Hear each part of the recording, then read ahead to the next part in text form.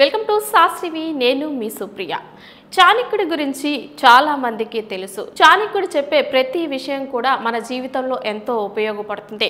అలాగే భార్యాభర్తల బంధం అంటే వారి దాంపత్యం బాగుంటాలంటే కూడా చాణక్యుడు కొన్ని ధర్మాలను చెప్పడం జరిగింది. ఆయన చెప్పిన ఆచారాల ప్రకారము మనం పాటించినట్లయితే భార్యాభర్తల మధ్య ఏ గొడవలు ఉండవు.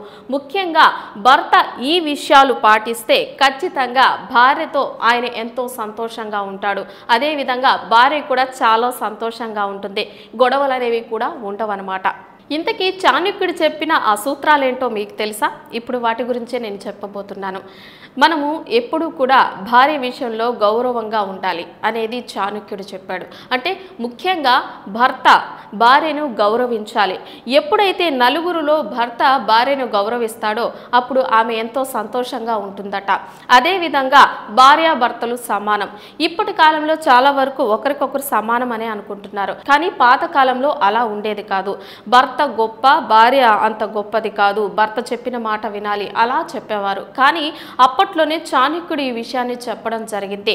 భర్త భార్య ఇద్దరు సమానమని ఎప్పుడు భావిస్తారో అప్పుడు వాళ్ళిద్దరి మధ్య దాంపత్యం బాగుంటుందని చాణక్యుడు చెప్పడం జరిగింది.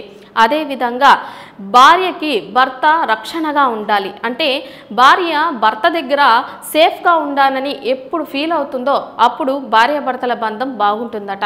ఇప్పుడు చాలా వరకు వాళ్ళకి ఎన్నో సమస్యలు వస్తూ ఉంటాయి. ఎవరైనా ఏదైనా అంటూ ఉంటారు. అన్ని రకాల సమస్యల నుంచి తనకు ఒక తోడు ఉన్నాడు అన్న భరోసా ఇచ్చినప్పుడు భార్య చాలా సంతోషంగా ఉంటుంది. అదేవిధంగా భార్యాభర్తల మధ్య శారీరక సంబంధం కావచ్చు, ఆ విషయంలో కూడా చాలామంది ఫోర్స్ చేస్తూ ఉంటారు. ఆమెకి ఇష్టం ఉన్నా లేకపోయినా అడగరు. కానీ అలా ఎప్పుడూ చేయకూడదట. ఆమె అంగీకారంతో ఏది చేసినా ఆమె సంతోషిస్తుందట.